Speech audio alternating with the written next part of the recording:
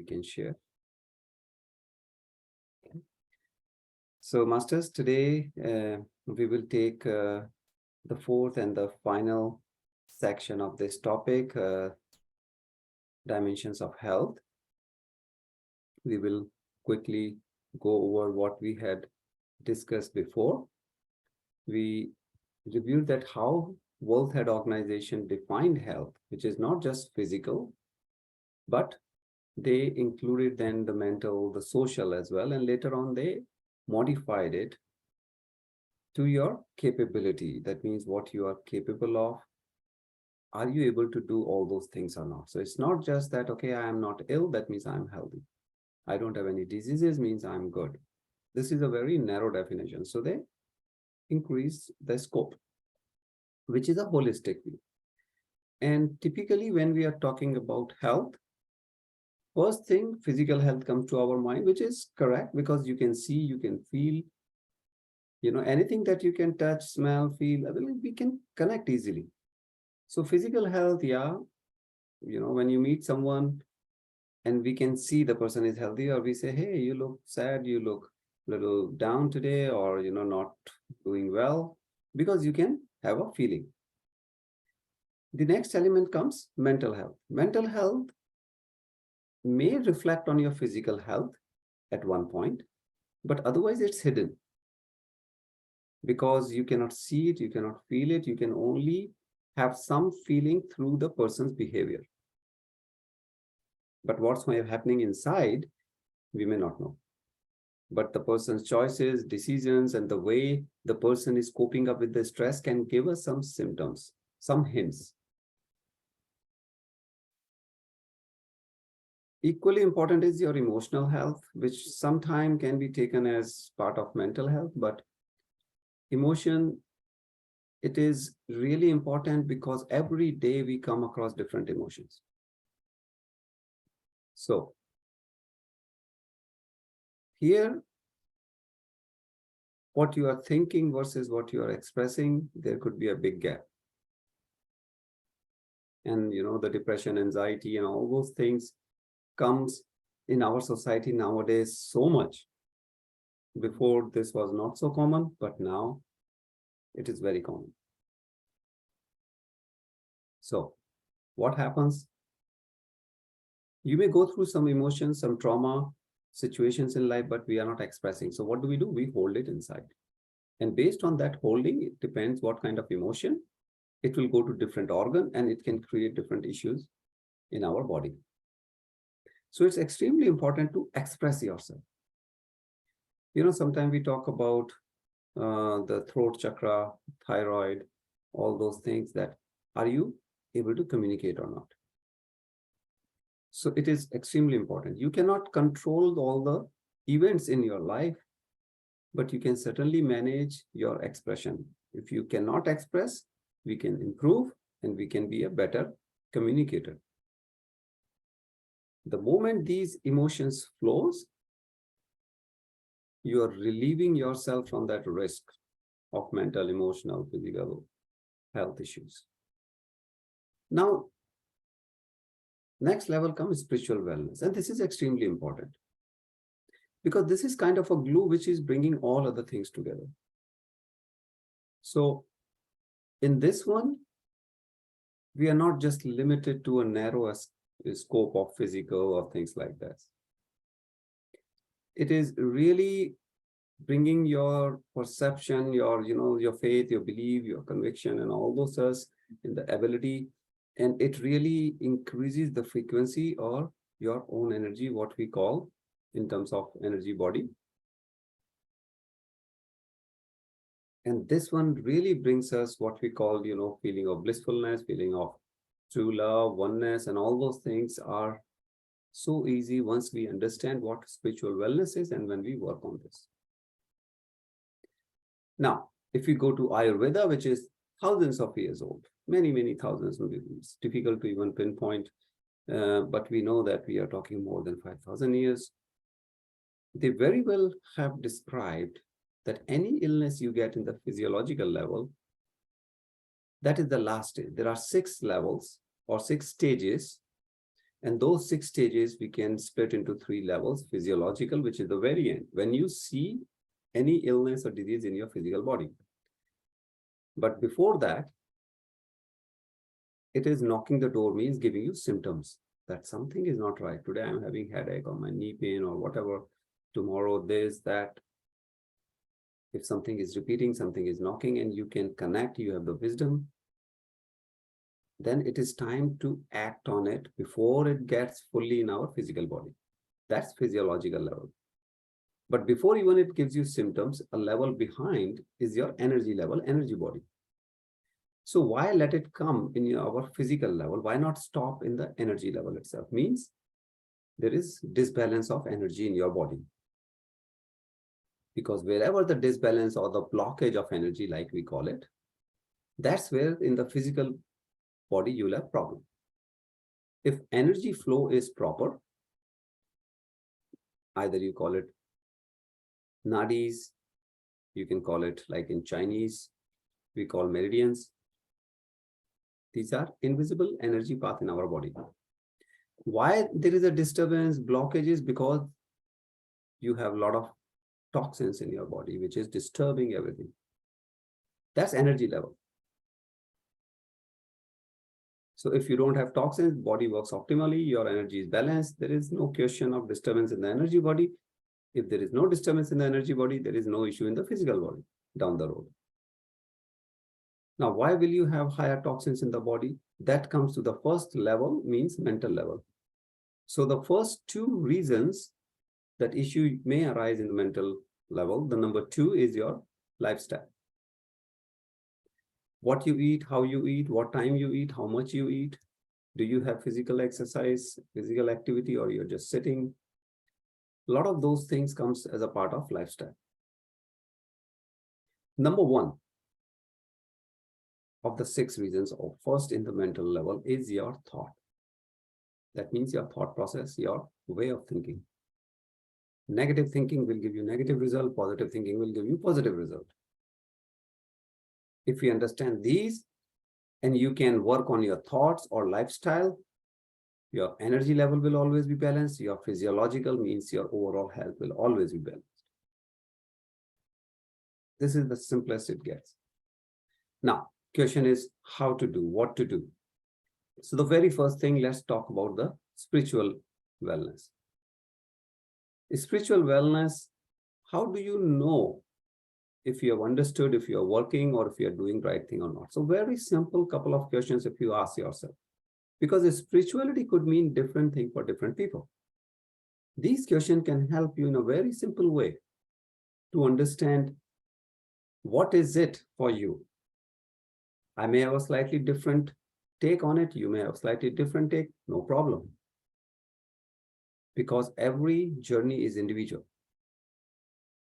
I have my own soul plan, my own purpose of life. You may have yours. So differences may arise in how we execute, but the question remains the same.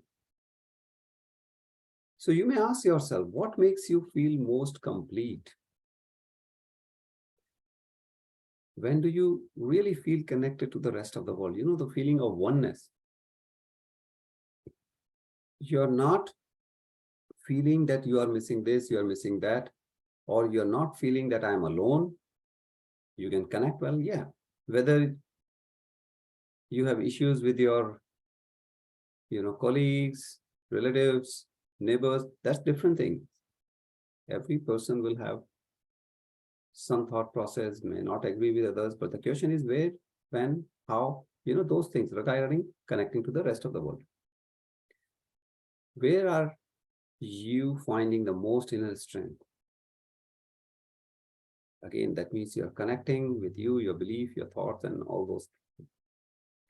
And then what am I doing when you feel whole? So with this, you will understand what is it, what do you do that gives you the most happiness, true happiness, not just, okay, I buy something fancy and I'm happy for 2 hours. Here we are talking about every moment, every day. So when we ask these 4, and don't ask others to answer because others may not know you. This is your feeling, your emotion, so you have to talk to yourself. If you can get these answers, write it down. Sometime it may be something new you may have not acknowledged, you may have felt, but this will tell you that what is it truly close to your heart. If you do what is aligned with your spiritual wellness, these questions, this path, your life will be blissful. The more we deviate from this path, sometimes we feel I have everything, but I'm lost, or if I have everything, but still I'm alone, or I don't feel happy, I don't feel connected. All those feelings come because you may be doing a lot, you may have a lot of wealth or materialistic thing, but still inside you don't feel complete. And it's easy to be good on both sides. It's not like you have to leave the whole family setting or materialistic world to be good in the spiritual side. No, you can have a middle path.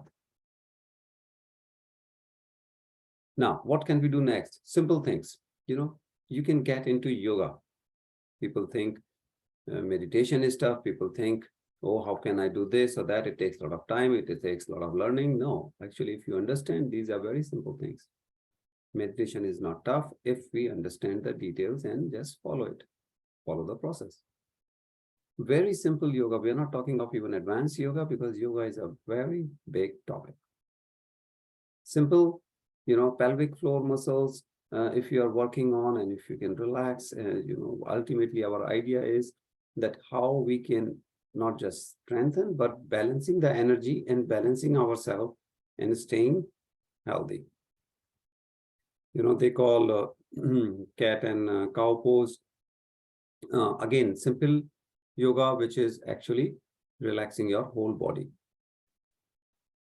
You don't have to do for hours. You're just repeating a couple of times, because what it does is provides you flexibility. And when your spine is flexible, spine is the highway for all the nerves going from brain all the way down.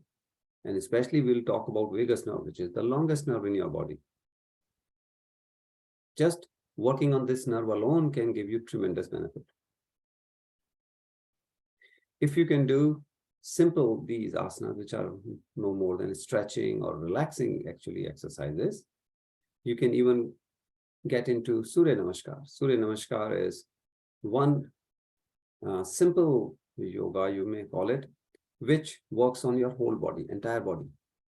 And even if you do 3 times a day, and even if it is not in the very early morning, and you can say, how can I'm not up in the morning, that's okay, do it. You will get tremendous benefit. And then typically for vagus nerve, because it is really connecting and your body, different organ, different system, your immune function, inflammation responses, which are the key for your health. The oxygen carrying capacity, every cell has the water content, oxygen content, all those. If our body has those functions taken care of, it will stay healthy. Our body knows how to fight different illnesses, different attacks when you have for virus, bacteria, and all. The energy blockages, it can fix itself. It's only when we are away from what we call the optimum level, we are away from Panchabhutas. So simply to relax, simple yogic asanas. Now, how easy can it be then? Slow breathing means slow inhale, slow exhale. Now you know why before every meditation, I highly recommend Anulom Vilom, alternate nostril breathing, or Nadi Chodhana, we call it. And sometimes when people are new and they don't know, I say just do slow breathing. Slow exhale, slow inhale. Just do 7 cycles. And this is the reason, because it relaxes your vagus nerve. It balances your sympathetic and parasympathetic nervous system. So what is it? Parasympathetic is slowing you down. It's healing you. Sympathetic is fight or flight system. That means your stress-related system. Now, one may say, why do we need to even work on our sympathetic, stress-related? Because certain time you need it. You need both. but you need a balance. Issue in our life today is that most of the time, most of us live under the influence of sympathetic nervous system. That means mostly under stress. And that is where the trouble starts. It disbalances your energy, and hence, based on that disbalance, you get different illnesses. And how to fix? Slow breathing. No teaching, no kind of course is required. All you have to do is as slow as comfortable to you exhale, as slow as comfortable to you inhale. Do it for 5 minutes, increase it to 10 minutes. So what's happening here when you're doing slow breathing and all? You know, our human skull is made up of multiple small bones. It's not just one big bone which is covering like a shell. About 22 different bones. So when we are breathing, you know, it moves.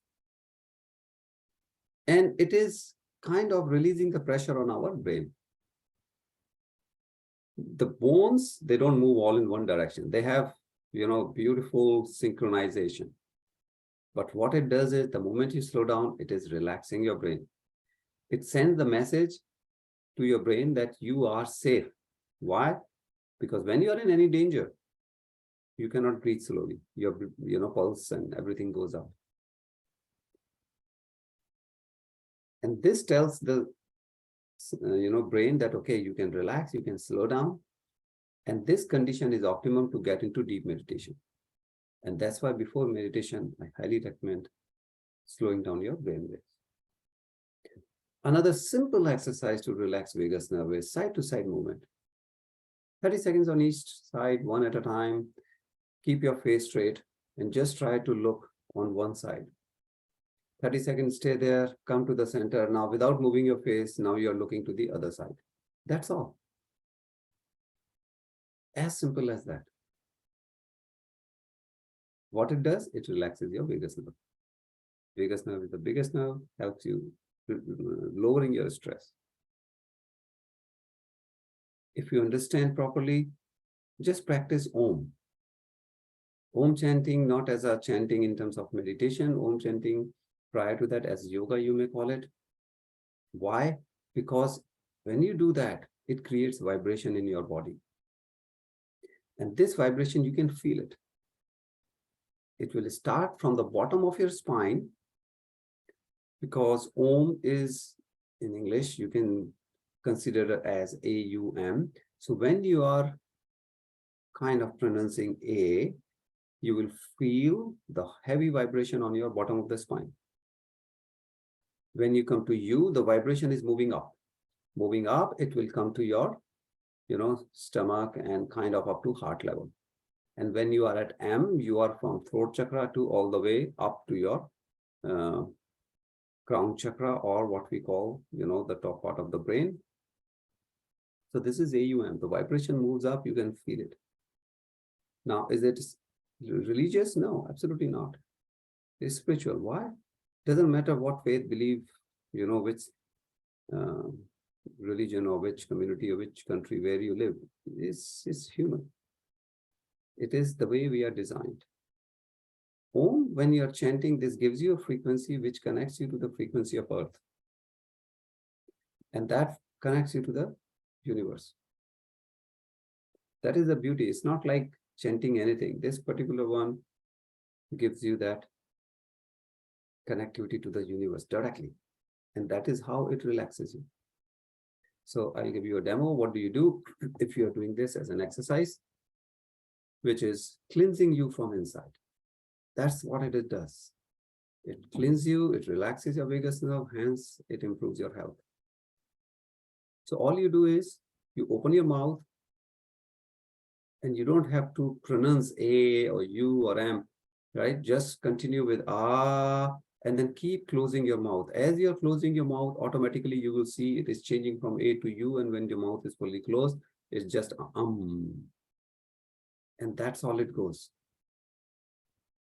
So it is all how to heal yourself. Come in contact, in oneness with the universe.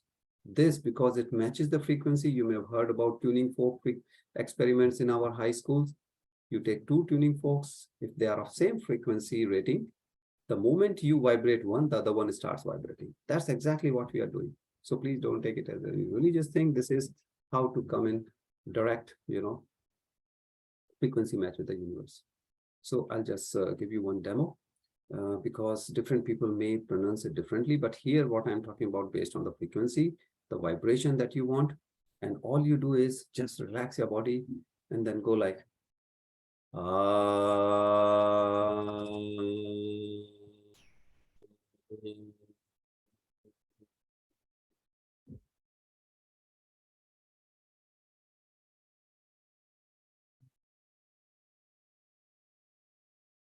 then take another breath, and then you can repeat it a couple of times as per your own comfort level. But here you see you're not chanting a word. You're just, start with and then keep closing your mouth and it will automatically get you there. But the frequency, that's most important. You will feel the vibration. You do this simple thing and you get connected straight to the frequency of the universe, to the earth. And then simple smile and laughter. That's why we say laughter is the best medicine. That's why I highly recommend during meditation, just keep a gentle smile on your face. Why? It relaxes. You do nothing extra. Now, what else? We can relax, entire body by taking care, through our feet. Like we have seen this during a reflectology session, that how the bottom of our feet is connected to different part, connected to different organs directly. Just like our fingertips, these are mini chakras, or they are connected to different part of our body directly. So without getting into too much detail that, okay, what it means, how do I do? You can get massage once a day or once a week or once a month. But when we simply walk on the grass, weather permit, if it is early morning, like we say with little oats, with the early morning moisture on the grass, it is even better. But when we are walking on the grass, it gives you the massage. When you go to a park, please take your shoes off, chappals off, whatever you're wearing, and just walk bare feet. It activates different points. It improves your balance. It improves your digestion. It improves the nervous system, means your immune system. It has unbelievable benefits. Now, what could be again simpler than that? You can use some, tennis balls or things like those with a spike. There are different ways if you cannot walk outside because of winter or because of any other restriction. So you can do the alternate, but massaging or taking care of the bottom of the feet. If you're interested, you can know more about reflectology, but that's what the science it takes into. And again, in Ayurveda, everything is described. So it's not something someone has just discovered. And because it is connected to pretty much your whole body, you can imagine it gives you direct benefit. Different pranayam, simple one. We are not talking about, big, but talking about your vagus nerve, simple Brahmari pranayam. Again, you are humming and it really lowers the blood pressure. It even helps in, tinnitus or the ringing in the air. It helps in stimulating your sixth or seventh chakra, what we call third eye or pineal gland or pituitary gland, crown chakra. So you see simple things, lowering your blood pressure because it lowers your anger level. You will not get upset on every small thing, and that directly contribute to your blood pressure. So many people, because, are going through this, because even tinnitus, like, there's no medicine. And we get upset, we take medicines for blood pressure, we take for, sugar, arthritis, all those kind of things that you can help yourself by these simple things. Of course, when you get deeper into Ayurveda, just by diet or behavior, how should we live? I wish this was taught more in detail, but a big part is diet. What you eat, how frequently you eat, what time of the day you are eating. As a student, sometimes we don't sleep properly. We go against the circadian rhythm. We think we can study in night better, Everybody sleeping is silent, but that's against the nature. And then we hurt ourselves because the whole body is working on a pattern, on a rhythm. Every 2 hours, the body energy goes from different one part of the body to a different part of the body. And based on that time, that particular organ is at optimum level. But when we go against circadian rhythm, it hurt. It disturbs the pattern. For example, in the night, yes, you have dinner and then you are sleeping. So the body has to digest. And once you digest, then it has to process that thing, gets it into energy form, and whatever the waste, you have to take away the waste.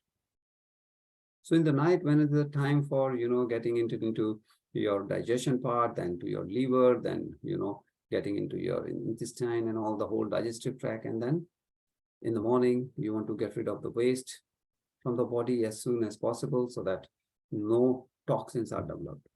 But when you sleep late, everything is reversed. You're sleeping in the morning when the time was to take the waste out and eat breakfast later on. Now you're sleeping. Now the time for liver has already gone, time for digestive system has gone, and now you're sleeping. So you see how we disturb the rhythm and the body pays the price. There are simple things which we go against the nature. Viruddh. Viruddh means against. So substance of having a sweet taste, that's the ras viruddha. Samskara, it is like the quality of the food is changed depending on the combination. So you eat curd or you have honey, you will have a lot of benefits. You must have heard that, okay, honey is good. But what happens when you eat it? Its property changes. So how you eat and in what combination you are eating. Like we said about Rasviruddha, because if you are taking acid and alkali, that kind of substance together, it will create issues in your body. If you are heating these things, you are changing the samskara of that. The whole property of that particular good thing may become not so good or can harm you even. So different foods produces, hotness or coldness in our body.